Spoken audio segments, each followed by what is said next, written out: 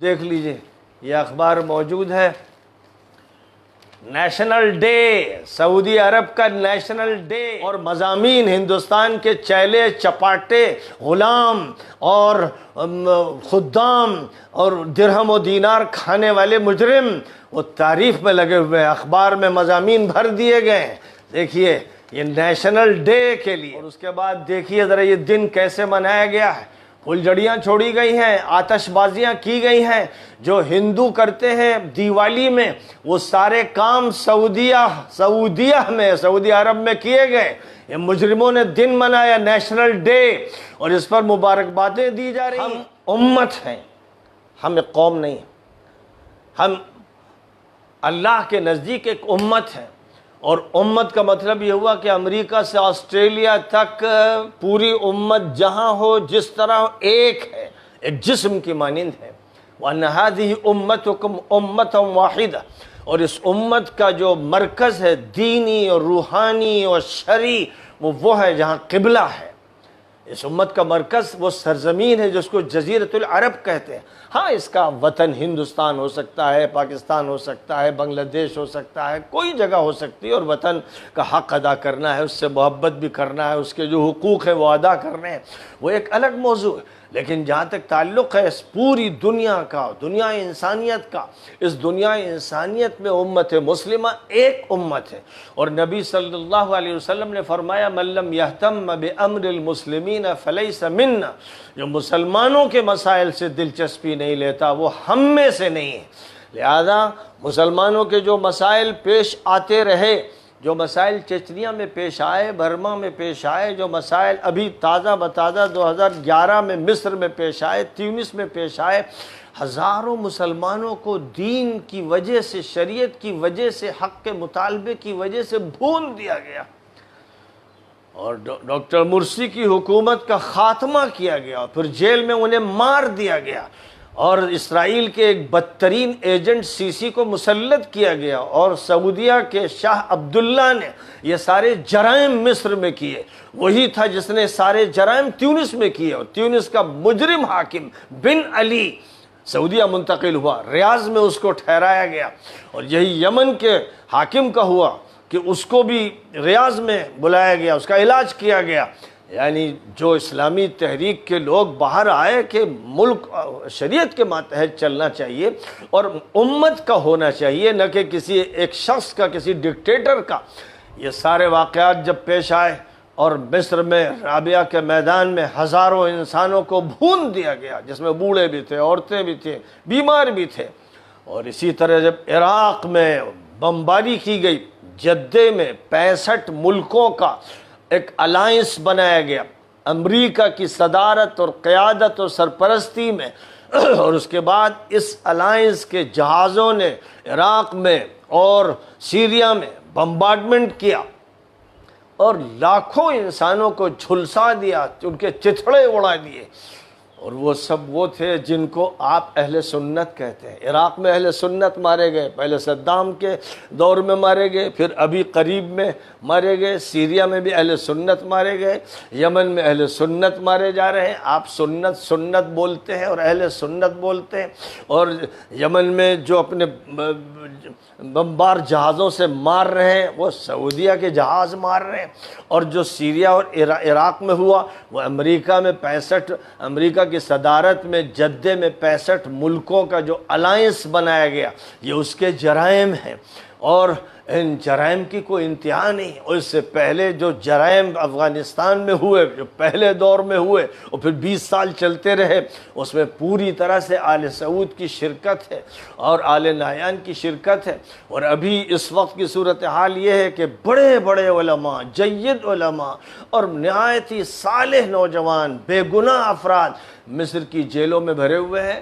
سعودیہ کی جیلوں میں بھرے ہوئے ہیں، امارات کی جیلوں میں بھرے ہوئے ہیں۔ آپ جب امت کے مسئلے کو نہیں اٹھاتے اور ان کے بارے میں آپ کی زبان سے الفاظ تک نہیں نکلتے کہ ان علماء کو کس جرم میں جیل میں ڈالا گیا، علامہ صفر الحوالی کس جرم میں جیل میں ہے،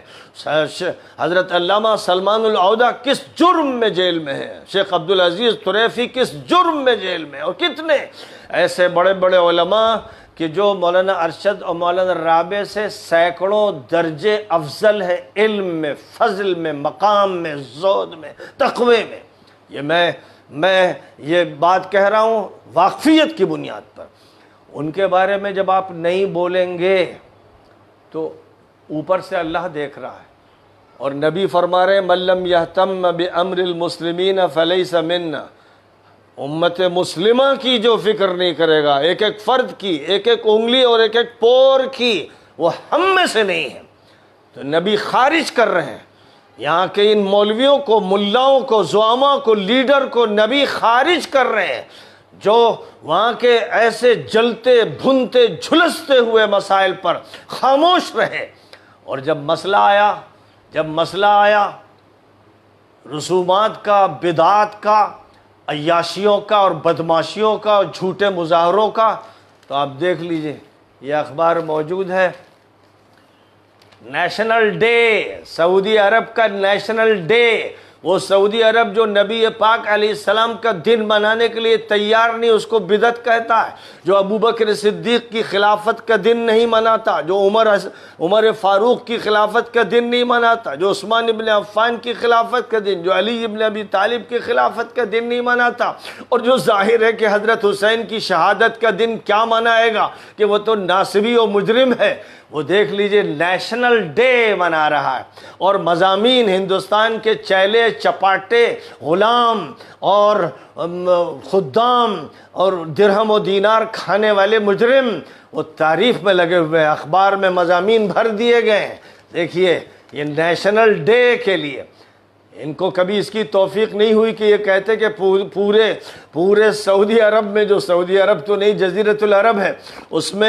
اس میں جو ہے حضور کا دن منایا جائے گا، ہجرت کا دن منایا جائے گا، نبوت کا دن منایا جائے گا، حضور کی پیدائش کا دن منایا جائے گا، حضور کی وفات کا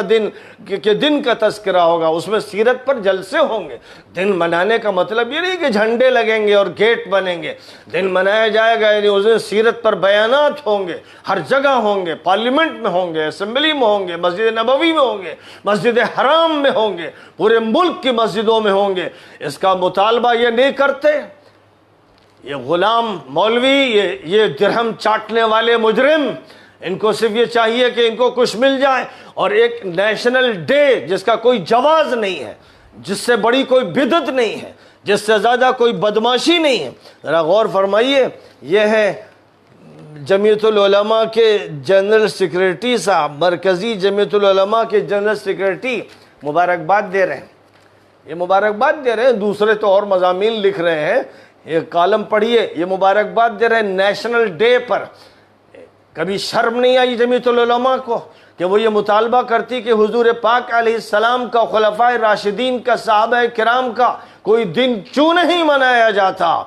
لیکن ان کے منہ میں زبان نہیں ہے. اور اس کے بعد دیکھیے ذرا یہ دن کیسے منایا گیا ہے. پھلجھڑیاں چھوڑی گئی ہیں، آتش بازیاں کی گئی ہیں. جو ہندو کرتے ہیں دیوالی میں، وہ سارے کام سعودیہ میں، سعودی عرب میں کیے گئے. یہ مجرموں نے دن منایا نیشنل ڈے،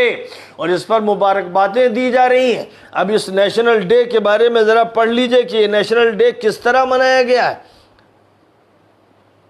پر میں یہ ذکر کیا جا رہا ہے کہ صاحب رقص و سرود کی محفلیں ہوں گی، گانے کی محفلیں ہوں گی، اور فن کے مظاہرے کیے جائیں گے. 23 تاریخ سے 25 ستمبر تک ریاض کے شاہ فہد ثقافتی مرکز میں یہ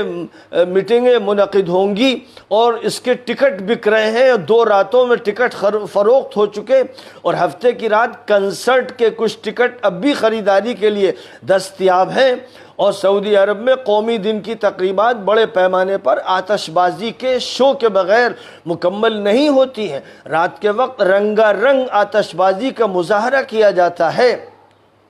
اور یہ شو جو ہے وہ قومی دن کی شام کی سب سے اہم سرگرمی ہوتا ہے. اور جناب والا پھر یہ کہا گیا رات 9